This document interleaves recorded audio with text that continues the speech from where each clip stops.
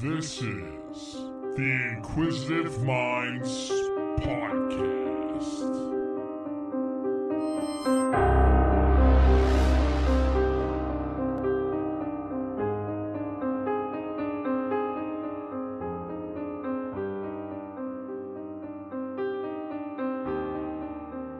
Hey, thank you guys for tuning in to the Inquisitive Minds Podcast.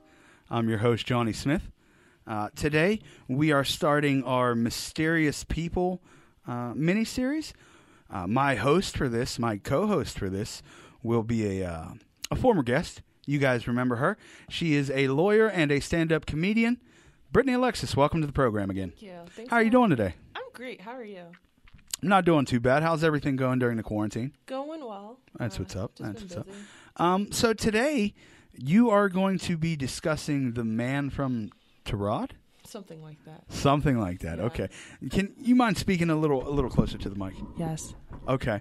Do you want to just jump right in and tell us a little bit about this? Okay, so this is the scene. It's 1954 in Tokyo. Are you trying to whisper? Because it's like one of those 1-900 lines, Oh, no. but it's like for nerds. It's like, so let me tell you a little mystery, boys.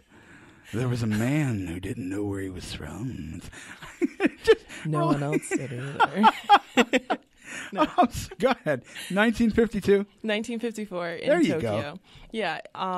So this guy gets in the airport. Everywhere has described him as a smartly dressed Caucasian male who spoke fluent Japanese. Okay. So he approaches the counter. It seems like he spoke other languages too. I think a little bit of German, but I don't think they know a whole bunch about him. But he spoke fluent Japanese, but he was a Caucasian male, and not from Japan. He was a white guy. He was a white guy. I don't know where Caucasia is. Oh, That's Caucasus. one. You know what? I guess The I should Caucasus say a Mountains. white male. That's the Yeah. one thing that's always bothered me. Like it never offends me. Yeah. But when like someone's like, "You're Caucasian," where's the homeland then? Take me back to Caucasia. Well, the thing is, like, I should probably not have said Caucasian. I should have said white man, because I actually just learned about that. Because it's like from the Caucasus. There are a lot of people who are Caucasian who we do not consider Caucasian in America. It means different Well, things. it's like a other region places. in Europe, right? I In like think Russia so. somewhere. I The don't Caucasus remember. Mountains. I think that's where it is. Yeah, and like so. Boom, and that's how fast we get off topic here. Yes, but historically correct. Okay. Yeah, no. So it's a white guy who comes into the airport and Airport at Tokyo. Tokyo. So he's trying to, I think he's just trying to go back home to a country named Tarid. And so the border control people get his passport and they look at it. It's a little bit different. It's Okay. kind of like purplish green. And it has like an insignia on it that they don't recognize. So he had some drip that they were not used to. A lot of drip. He had his own swag. Yeah, Okay. he was wearing a suit. Like apparently, I don't know why they all mentioned he was smartly dressed. Maybe he was just like the coolest guy ever. Well, you know, in an airport in 1954, it was sweatpants and sandals. Oh yeah, for sure. In 1954. From what I understand, though, like when you flew in the early days, you dressed up. You wore suits and Yeah. you looked nice. So I don't understand why that's like mentioned like it's out of the ordinary. That's what I'm saying. Because, like, I mean, if you look at pictures from the old days, people would be dressed up with all of their furniture outside to take a family picture. Yeah. They bring their nicest dresser outside for a family picture. So everyone was smartly dressed. Honey, bring the china cabinet out here. It's Sunday. Family I'm gonna photo hold this day. plate. I'm going to hold this plate. I Yeah. love it. Oh, Yeah. So that's great. yeah. So he had a funky passport and he was trying to go somewhere called Tarot. Yes. And it's spelled Taured. Okay. And what do we know about Tarot? Okay. So nothing. We know absolutely nothing. Nothing. Okay. So okay, yeah. So he's trying to go to Tarad, and the guy's like, "This is not a country." The customs agent? The customs Okay. agent's like, "This is not a country," and he looks through, like, I guess they had a list of agents, and does not find it on there. And so the guy's like, "I definitely am from Tarid. Like, I've lived there. We're the most prosperous nation in the world." And he just goes on this whole spiel. about Sounds how like great Wakanda. Tarid is. It does sound like Wakanda. Which might raise some other questions. Is it what kind of Wakanda is it? I would hate to say what. I'm not saying. Nope. They say some type of power, but I'm not I saying don't what know. type. Well, no. Caucasian. That's what they say. I don't think They're they like say this. that. Caucasia forever. Caucasia forever. It's not in the Caucasus, though, because they actually do. So they ask him a few questions, and they're like, where are you from? And he's like, I am from Tarid. And then the customs agent's boss gets involved. And the customs agent's boss comes over, and he's like, dude, like, where are you from, though, for real? And he's like, I am from Tarid. And he's like, okay, point to it on a map. And so he points to this place between France and Spain, which is Andorra. Okay. And so he's like, that's where it is. Andorra is where he points at? That's where he points at. And they're like, no, that's Andorra. And he's like, no, that's where I'm from. But it's not, like, he won't admit Andorra. He's, like, very, very, very adamant that it's Tarid, not Andorra.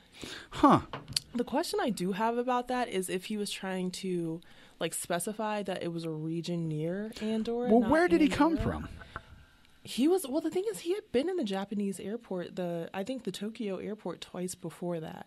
He had checked, they looked through his passport, and he had been to other countries. What I'm asking is, when he came, he's in the Tokyo airport. Yeah. Where did he come from to get to that airport? Like off the street. Like he came. Oh, he just walked in. Yeah, he was like leaving town. It seems like he came in for a business trip, and he told them where he was, and he told them he had a business meeting. Did he say what type of business he did? He told them the business name, and they called, and they couldn't confirm that business actually existed. Oh. And so, they called the hotel that he also mentioned to them, and they couldn't confirm a reservation for him because the hotel was real. But they couldn't confirm any of those details. And at this point, he's, like, really upset because, I mean, reasonably speaking, I would be upset, too, if you're telling me everything I'm telling you doesn't exist. Like, I just came from this hotel and I'm going to this hotel. Because he said he was a businessman and he'd been traveling a lot. Yeah, that's weird. Yeah. Sorry to go off topic, Brittany. You're fine. You look like Disney's new rendition of Beetlejuice. Oh, yeah. This is my E-Boy shirt. I'm really excited about it. Yeah, I would get frustrated too. Yeah. I think we just had this conversation because we mentioned this episode is being recorded in advance because my producer Todd's getting married on the 16th. Oh, congratulations. That's why we're doing that. Shout out to him and his future wife. But I just recorded the episode with Trevor, and we had mentioned Buzz Aldrin punching the guy in the face who said the moon landing was fake.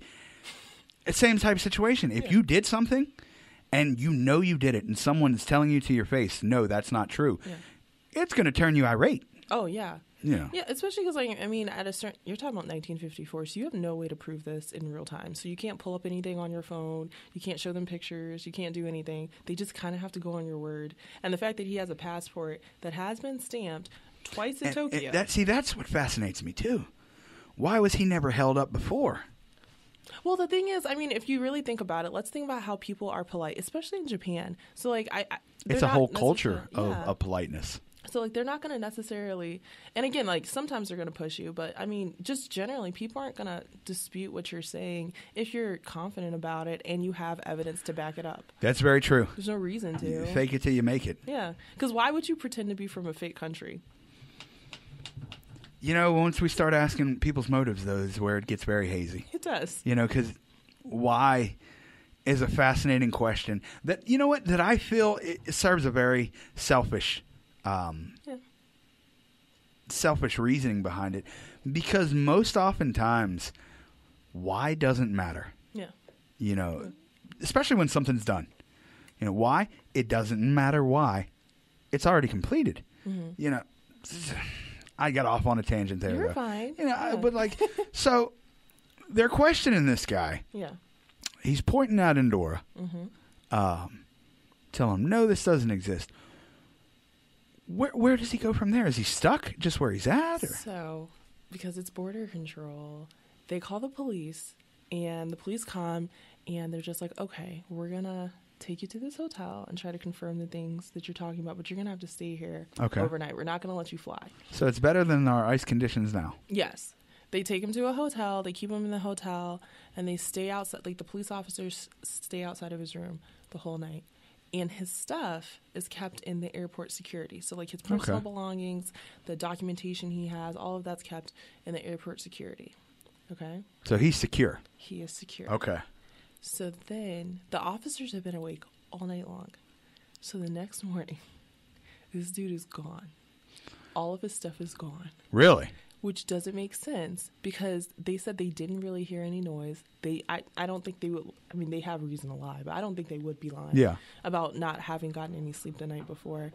Also, all of his stuff from airport security is gone. Airport security is not in the same location as the hotel. So and it's like they don't tell him where. And I'm sure they didn't have cameras back then. Yeah, and he probably didn't know where in the airport it was located. And like, it doesn't seem, well, he's not from Tokyo. We know that because he says he's from Tarid. So he goes, how does he get from the hotel to wherever airport security is and take all the stuff out? And then he was gone. And no one's ever seen him again? No. Mentioned him again? Anything like that? Heard from anyone from Tarid? I didn't see anywhere where anyone has ever even heard of anyone from Tarid. Now, the thing is, I've seen where people claim that they're from countries that no one knows that they exist. Like, I think there was one, I'm saying like 1850. Okay. In Germany, this guy said he was from like Luxgaria or something. Now, was that guy there's also been random stories I've read on the internet here and there of like time travelers. Yeah, time travelers. Who have like appeared in a time period and then disappeared. Yeah. This to me doesn't sound like a time traveler though. Some people theorize that it was a time traveler, but I don't think it does either because, I mean, unless I don't think so because he would have popped up, I feel, in the location he was supposed to be in. Yeah. This might sound a little weird, but it sounds to me like a interdimensional traveler almost. That's another theory, and there are other people who have claimed to have that happen. The most recent that I've heard of was 2008. A woman named Lorena Garcia Gordo. Okay. So she wakes up one day and her pajamas are weird.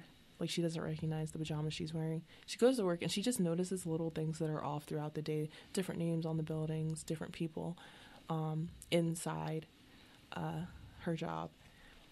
And a lot of people thought she was crazy and she was blogging about it.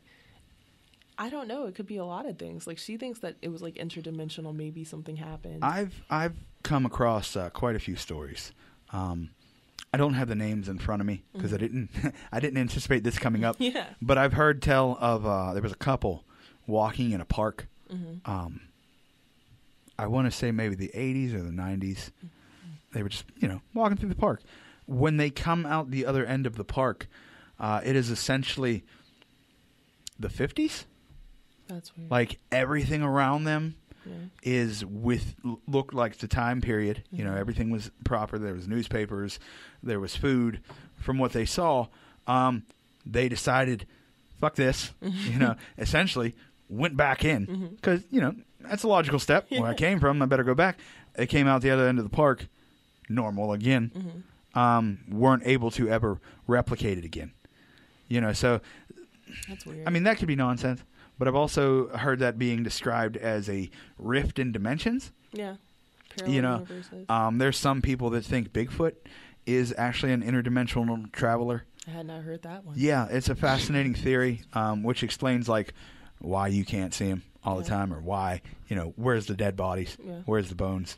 Oh, yeah. You know what I mean? Like, they've never found little Bigfoot. Yeah, where's the dead baby Bigfoot? Yeah. Why can't he be alive? Well, why can't it be a little If we're looking for bones, he's dead. Or maybe it was a... Maybe we're looking for the wrong things. We should have some hope. I mean, I'm actually, like I said, guys, it's pre-recorded. I'm headed to a Bigfoot conference to catch the last couple hours of it after this. Nice. So we'll see what more I can learn. It's just fascinating that someone... And it's not today, so it's a lot different. I imagine they didn't have cameras. Yeah. Especially not as prevalent as they are today. Because that was my first thought when you said that. Yeah. Like, oh, we'll check the cameras of the evidence room or what have you. No cameras are not going to have it. It's just, it sounds like another thing. It's a fascinating story, and I wish there was more about it. And you said there's not a lot of information online. So there could be other things, right? Okay, one. So we talked about, idea of multidimensional travel, time travel. Oh, you do? Okay. Yes. All right. And then there's the idea of parallel universes. There's the glitch in the Matrix idea where he glitched out. Who knows? It could be like that Marvel movie, Avengers. With the time traveling? With the finger snapping. Oh, Thanos. I did not describe that movie well at all. No, you did not at all. It sounds like they remade that other very classic film that was also a play where there's a lot of finger snapping. Yeah. You know that Avengers movie with the They finger go like snaps? this. What happened? The villain's real into poetry. It's Yeah. crazy. There was like a knife fight. It was insane.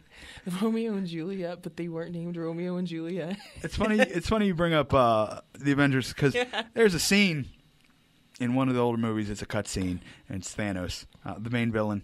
Thanos. I feel like I have to over-explain it because the explanation you gave That's not was good. the worst explanation. It's a dancing knife fight. But there's a scene where he grabs the gauntlet and says, "Fine, I'll do it myself." Yes. And honestly, that's how I feel about my life because I try and do things the right way with other people, through businesses, through companies, through steps, and I just get frustrated because I'm like, well, this is fucking stupid. I'll just do it my goddamn self. And like producing shows or what have you, just do it your goddamn self. And another tangent I'm getting on here, the cancel culture we live in. Where is this coming from? I'm on a rant today. Johnny, what have you done? You told me we had a shorter episode, so I got some things. You know, I realized this morning this is my podcast. I could say what you know what I mean. I don't got to censor myself. So it's like the cancel culture we live in. It's easy for someone who, you know, people claim that they're canceling me, cancel culture, or someone to say, you know, he said or did this, cancel them. If you do everything yourself. You can't be canceled. No. Like, I was thinking about that on the drive this morning because I'm bored and I have a lot of free time. And I was thinking, what can someone cancel me from? Yeah. You know, like, I do everything myself. We need to be more independent. That is you know, true. I guess the secret I'm saying is it's okay to be a dickhead if you do everything yourself. I don't know how we got here, but... I told you, Brittany, like, I just had a bunch of random thoughts today. True. The episode I had with Trevor exhausted the shit out of me because it's like trying to rein in a horse. You know what I mean? And I'm like, all right, we'll get to that, buddy. Just settle down. Yeah. And he's like, I asked him about one topic, and he rants all the way into 4 more topics. And I'm like, all right, we're going to go back and cover it.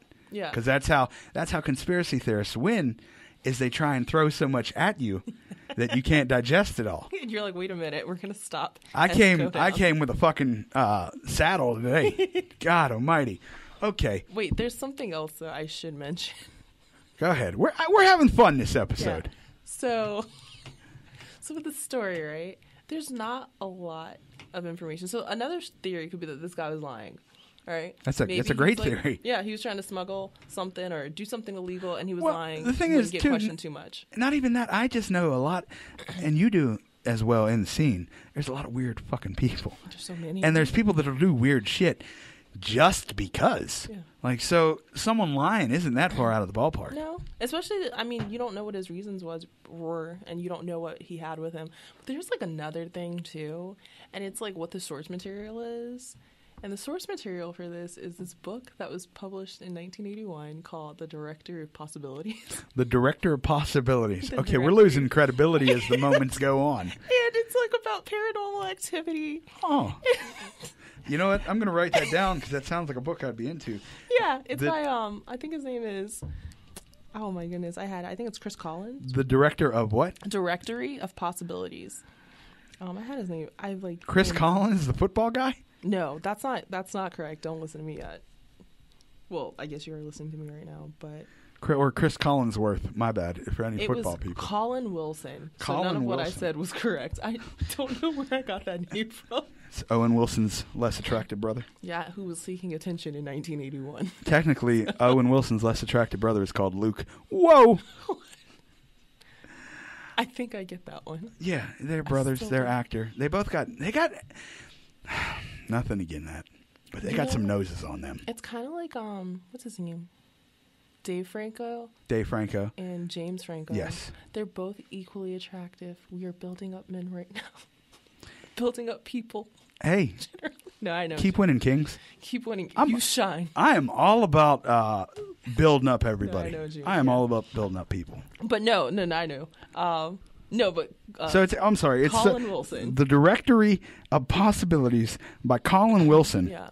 And then there was like another book that was published like 15 years later where they talk about the story too, but there are no new details. So why would a story of something that really happened from 1954 only get any traction in 1981, not from a Japanese source, citing no. Yeah, no Brittany, record. I'm very. Wow. I'm gonna ask first off before I go on, Yes. what other stories are in this book? I know there are ghost stories in the book. Okay, and I'm gonna also ask, do you know any more of Colin Wilson's body of work? I can find out for you. Oh, no. I'm sure there'll be an update. Brittany came in and just said, I got a story to tell you. It's a very fascinating story.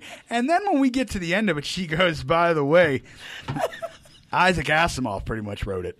You know, it's just a knockoff L. Ron Hubbard book. You know, some science fiction. John, let me get you excited about this crazy true story that's all fake. Too. I thought it was real.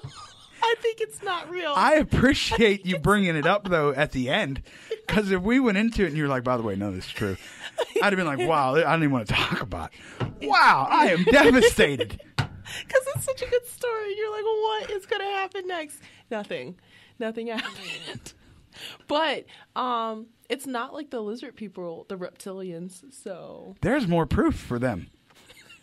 That is true. The book is longer. I think I've talked more within the last 2 weeks to people personally about lizard people controlling the country and being an alien race than I have talked about this episode. Yes.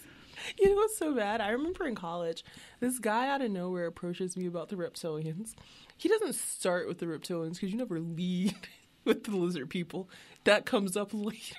So like 30 minutes in this conversation, it's like, yeah, you know, there's like lizard people that run the government. I'm like, wait a second.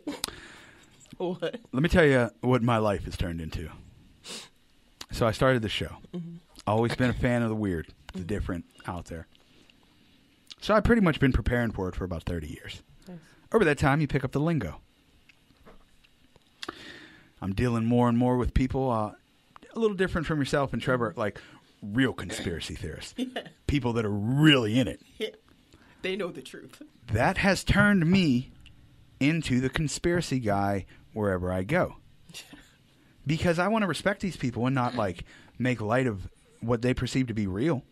So obviously I have to take it as truth. Yeah. Go from that. Well, now people at work, people in my personal life get a kick out of just walking up to me, asking me the tiniest question that they know will set up a catalyst. And I just go and go and go, and they don't stop me. What happens is I go for 20 minutes and then realize, I know what I sound like right now. Yeah. Oh, my God, I just explained to him how the lizard aliens are hostile and how they're dangerous, but how we're coexisting, and there's a lair, there's 11 different... Like, I'm just going and going, and people are looking at me like, ha, John's a coot. And I'm like, no, I have it all together. Trust me. I'm like screaming, I'm sane. Please believe me. That kind of reminds me of the time I accidentally went out with a conspiracy theorist on a first date. Oh, let me tell you. Not a good experience. Because, like, within the first 10 minutes, he was a vegan, which is, like, obviously not a conspiracy. Nah. It's real. He's a Vegans vegan. exist. That's not a conspiracy. No. Hot takes. You heard it here first, Yes, folks. those are real. Vegans are real. Vegans I know exist. so many. I tried vegan diet for a while. It exists. It's good. I am actually been on the complete opposite. Oh, I've been on the all meat carnivore all the diet, time. all meat. It's been working well. I can believe I don't it. understand how these vegans do it. It's hard. It's not that bad. Like, if you're doing it for a short amount of time. I love meat, though. I really do. But yeah. So we're on this. We're on this date. So we agreed to go to a milkshake place. Okay. And chill. All right. The malt shop. Because it had vegan options. Okay. So No, that's a it was good answer. cool. All right. So we get there, and I'm just chilling, right? And, like, for the first 10 minutes, it was normal. But then at some point, he was like, I don't know how black people can talk about oppression when they eat animals. I was like, wait a minute. Wow. And he's like- wow. That takes a What? turn quick. I was like, where did this come from, sir? Now, was he a white dude? No! He was a black dude. He was biracial. Yeah, he was a black guy. He was a black dude. But the thing is, so we're in line, and he's like spending the whole time trying to convince me not to get a milkshake, even though he said it was fine and it wasn't a violation of his beliefs. Like, if I had known, it would offend him. Like, I wouldn't eat pork in front of someone who doesn't eat pork for, you know, serious reasons. Like, if it's just like you don't like pork and you don't have an offense to it, I'll eat it. But if you tell me that it's like a strong held belief to you, I'm not going to eat pork in front of you. I'm pretty strong about being anti-pork. Yeah. But I don't. First off, most people don't know that because I don't express it. And I would never be like, don't eat that bacon cheeseburger in front of me, you piece of shit. Like, I won't touch pork. I wouldn't eat it. I won't touch pork, but people can have pork. That's, you know what I mean? It's one of the things, it's like not even judgmental. It's just on you. It's your choice. Yeah, and I always ask before, like, if somebody expresses something to me and I'm like, oh, that means you don't eat this or you don't do that. Does this offend you? Because if so, we'll just do something else. But he said he was fine with it. So he spends, like, the next 5 minutes trying to convince me not to get a milkshake without saying it. He's like, well, you know this and you know that. And I'm like, I've never wanted a milkshake more in my life. I want all of the milkshakes, please. Being in prison, yeah. I had a lot of associates in there that were Muslim, and they were anti-pork, which I fully support you. Those guys, though, were very intense about it. Not like when we think of intense, we think of violent. They were super educated and would pull out all the pork shit, and sometimes you'd be like, what the fuck, man? Yeah. They'd be like, no, can't eat that. It's got red number 3. Yeah. It's got pork in it. It's like, we're in prison. Where did you get this information? Yeah. Like, no, I can't eat that Jell-O. Why? Oh, yeah. 2% pork. A lot of things have pork in it that you don't realize. They're like, yo, don't use that brand of toothpaste. Use a little bit of pork. And I'm just like, that's kind of concerning. Wow. First off, you really know what has pork in it and what. Like, there's guys, if there was a Jeopardy category, does this have pork in it? You would know. They would fucking murder the category. Nice. Like, there was a dude who was like, bro, this is how he talked too. Yeah. This was years and years ago. He's like, bro, I can't lick my envelopes. You know, it's not kosher or whatever. He didn't say that, but. And I was like, I got you. Thanks, man. Like, he was just. Oh yeah. Like, you can't lick envelopes. There's so much you can't do, and it's just fascinating. And there's got to be, but I imagine it's difficult to find. Like, let me get a list of everything that I use on a daily basis that has pork in it. Yeah. Apparently, like certain Kool-Aids, because the coloration, like, it's wild to me. A lot of things have animal byproducts in them that you might not recognize. Like, I mean, lipstick, I'm pretty sure has like fish scales. Yeah, in it. I was just going to mention that. So like, there's a bunch of stuff.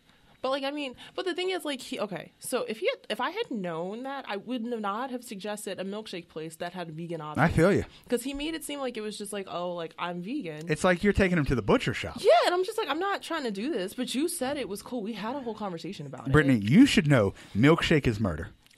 Well, that's pretty much what he was trying to convince me of, and it didn't get better. It got so much worse. At a certain point, I was like, I might need to end this early. He was into so many conspiracies, and like some of them were definitely offensive.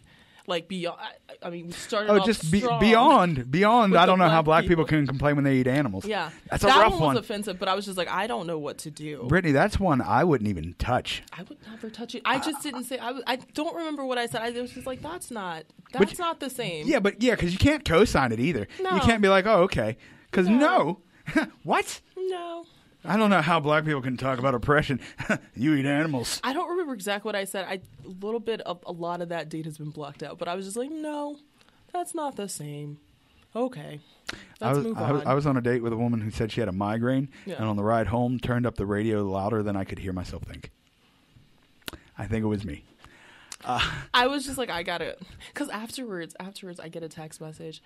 And I legit, as soon as the business closed, I was like, oh, yeah, we have to go. I guess we got to go now. Yeah. We have to leave. Yeah. We're not allowed to know. I got to go home. And so he texted me. He's like, did you want me to come over? And I'm like, no. No, I never said that. I never even insinuated that, sir. Honest to God truth. You know how I have a joke about going on a date with a woman who is a sign language interpreter? I think so. I don't know if I do. And I say she couldn't turn it off. I'm not going to say the joke, but that was true. You know, like the whole meal, she was talking with her hands and speaking, and it was incredibly distracting. And we went outside, and like, I guess in a moment of like intimacy, she put her hand on my forearm, and it fucking disgusted me. Why? I was like, she's putting her mouth on me.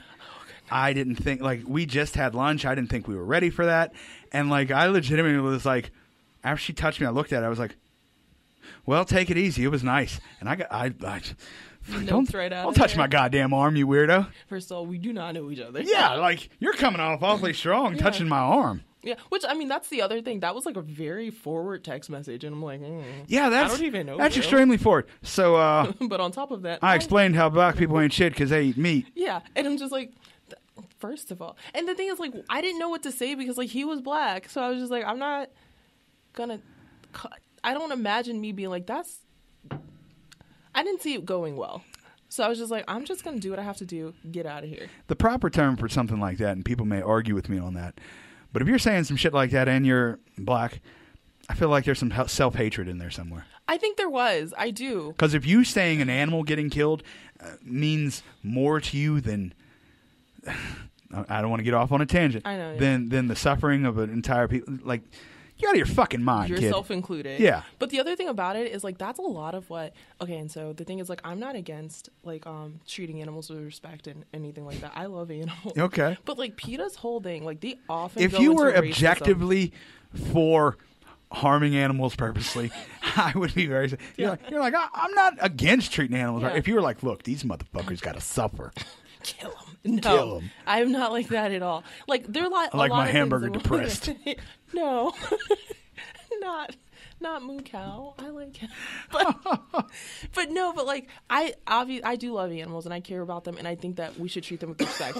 But PETA often goes into like racist tangents when they PETA's advertise. full of shit. Like they'll say like I remember they were talking about like pigs during like the civil rights movement. It's like Part of some of PETA's bylaws is they're against having pets, but something like over 70% of their members have pets. Well, the thing is, one of the PETA's things is that they try to save animals from kill shelters, but they kill like 90% of the animals that come to them. And then you go to their website, they try to justify. They're like, these animals would have sad, depressing lives, so we put them out of their misery because no one wants them. And I'm like, first of all, you didn't even give them a chance. You killed it within a week. Brittany, I'm a cleaned up guy. I'm not in the streets no more. I'm not a thug. I don't claim to be. But if I spend all that goddamn money on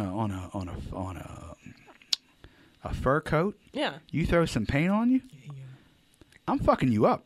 I don't care. Like, this is not like, yeah, you can do what you want, but there's consequences. Mm-hmm. Like, there's other ways than destroying my property.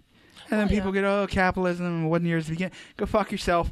If I bought shit and you destroy it, we got an issue. It's just what it comes down to. But the thing that kind of reminds me of is like, I don't know if you saw Tiger King. Come on. It was so Brittany, bad. You can, I think the most pivotal part of that scene. You can see a picture of my family and smell white trash. That's that's not what I'm talking about. I bet they got tires in the front yard. They didn't have lines in the front yard. I saw the preview for Tiger King. Yeah. And I said, we got to be blood related somehow. Were you? The results aren't back yet. Okay. You never know. Joe Exotic could be your cousin, man. Hey, man. He's so interesting. I'm pro Joe Exotic. And anybody that knows my family knows my Aunt Bert. I swear to God, I said if she was a man and gay, that she's Joe Exotic. That's hilarious. Instead of kids, it's tigers. Yeah. Like, I love her to death. But Joe Exotic, I love Joe Exotic. He's an Fuck Carol person. Baskins. Well, the thing about it is that the interesting thing about it was, so I think the most interesting part is like the last scene or one of the last scenes in the documentary when they're talking to, I cannot recall the person's name. What does they look like? It is the girl, the person that Saf. had her arm. Yes, Saf. Saf is talking. She's like, at the end of the day, like, I don't know that any of these animals were treated right or something like that. And I thought that was interesting because you had Joe Exotic and then you had Carol Baskins, like just using those two. And like they claim to love animals, but I don't think either of their animals are being treated appropriately or fairly. And Joe Exotic is just doing whatever he, I guess, perceives as best. Carol Baskins is doing what she perceives as best, but also making excuses Joe for Exotic, he initially, when he started it and when he was doing it, came from a place of love. I think so. For the animals. Yeah. And I think it got corrupted over the years. Yeah. I don't think Carol Baskins ever really gave two shits about these animals. Well, the thing is, Joe Exotic, I think that he got more animals than he could handle, and that's why he started cutting corners. So, like, he's taking care of the animals, but, like, not perfectly well. But then Carol Baskins, on the other hand, I mean, if you really think about it, is very hypocritical because she did all of the things that she says is wrong. Like, they own these exotic animals. They made videos about how to care for these And pets. it looked like her enclosures were much smaller than Joe Exotic's. Yeah. It looked like they were just little fences, and it would look terrible. So, I don't know. I feel like a lot of times people use animals for their own purposes. Mm-hmm. And I think that when sometimes people get behind these messages, they don't realize the racism inherent in what they're saying. Because, like, there was another woman this year who was talking about how she was like, yes, black people, but animals, guys. We need to treat them. We need to uplift animal voices. And it's like, what the fuck is an animal voice? like, ma'am, can you stop doing this? Why would you take this time? She was like, this is the perfect time for me to spread my message. Yeah. Didn't go well. You know, I love animals, but I always get a little annoyed when I see a sign on the back of the car. And insert dog breed here. Mm-hmm. My border collie is smarter than your honor student. No, the fuck it's not. No, it's not. So why is he in Yeah. Harvard? Why do you need to teach that little motherfucker? Why do you need to feed him? What are Oh, you got to let him outside to shit? Oh, because my son shits in the toilet. I don't give a fuck how smart you say that dog is until he's shitting in the toilet. Some dogs can. I have seen the video. I feel you. Let's not judge you by that. I mean, some dogs can shit. That's right. In the toilet. In Yeah. the toilet specifically. They That can all. dog cannot make a sandwich. True. My child's sandwich intelligence is smarter than any dog's. He probably couldn't pass any of his tests either. Basic obedience, maybe? Maybe. Maybe some agility? Okay, there's some things dogs might be better at, but definitely more. They're not making up stories and presenting them as true ones. First of all, I didn't make this story up. I know if you have didn't. An issue. Somebody You did need that. to take it up with Somebody's like, Christopher or Collins. well, no, that's the problem with the internet is Colin we read Wilson. so many stories. Yeah. And it's so hard to find out like what's true Yeah. and what's not. And even more so with the depressing world we live in, we want to find stuff Yeah. that's different, that's a release from reality. So, I mean, this is a fun story. The next time we are in a studio together, we will be discussing D.B. Cooper. He is real. Okay. It happened. D.B. Cooper is real. And you wonder how I know? He happened. Because when I was researching it, I went to the FBI website and they had it under history, so you know it's true. Okay. And just as a little sneak peek, the episode we do whenever after that one, I'm going to be taking the helm. Oh. And I have a fascinating tale. It's not about just a person, but it's about the Lemp family who owned breweries in, I want to say, the St. Louis area, but along the family tree, many have mysteriously committed suicide, said very cryptic things, family curse. All fascinating. I don't want to spill too much, just a little sneak peek of things to come. Yeah. I have turned into the crazy man. You know that meme with Charlie from It's Always Sunny in Yes, Philadelphia? I love that meme. Pointing, and I have put up dry erase boards Nice. all over my room. Cool. Just because writing down on notes is getting worse. Yeah. So I just have timelines up. And it, like, if you walked in, you can't decipher any of it because none of it makes sense but to me. Yeah. So it's like, what the fuck is this guy doing in this goddamn room? And you bring you in, somebody comes in, I get so excited. I'm like, oh, let me tell you, well, in 1865, this is what happened. Yeah. And then between that and then Dan, the podcast, What in the History, he calls me and, like, once it gets so excited, tells me about information before an episode. But it's the format is he tells me, like this almost, he tells me about the person, but then he tells me pre-stuff about the person. And it's all history related. Yeah. And I like learning about history once. Yeah. Especially when it's about war and battle, because I don't know any of that shit. Yeah. There's a lot of weird stuff. We did one on the Boer Wars. I heard about that, I think. It was in South Africa. And it had to do with Dutch settlers, French settlers. I'm sure there's more people that I'm forgetting. What I'm getting at, though, is the names were all foreign. The names of the people, the names of the places. And the pronunciation issues through that episode made me want to cut my head off. Oh, yeah. So I like to try and keep things English. Okay, so there is a story I heard about, but it's like on another podcast, like the Pied Piper. Okay. That might have been based on a real person. You know what? I would be interested to look into the Pied Piper. It's interesting. It's funny that you mention it. There's honestly so many different podcasts about so many different things. There's going to be crossover appeal. Yeah. So if you have something fascinating you want to discuss, just because you heard it on another podisode.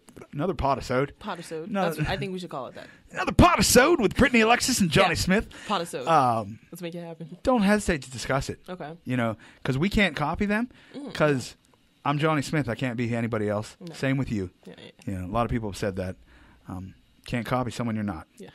So I get that. And shout out to the guys on YouTube for One Candle Society. They reached out to me, and we're going to be doing a future podcast with them on the Shadow People. Oh, keep alert for that. Yeah, that'll be coming in September, late September. So, Brittany, I'm going to wrap it up for today. I thank you for joining us with a fascinating story. Real or not, the goal is to have fun. Yeah. Where can the people find you? On TikTok, if it doesn't get banned, at Oh, @bfelds.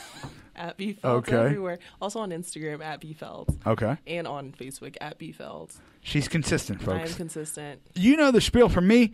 Catch me at facebook.com/tunicanjohn, facebook.com/Inquisitive Minds Podcast, or facebook.com/Spare Tire Comedy. You can catch us on Instagram at PandaSmith827 or at Inquisitive Minds Podcast, Inquisitive Minds Podcast @gmail.com. If you have an interesting story, if you do something weird, you do something funky, paranormal, you want to be on the show, you want to talk about it, you know someone who'd be a good guest, reach the fuck out. You got advice, reach out. We hooked up with Anchor, so we're everywhere your podcasts are now. Apple, Spotify, all that jazz, iHeartRadio, CastBox, Stitcher. I've been Johnny Smith. Thank you very much. Brittany? Bye. Thanks for having me. Take it easy, fuckers.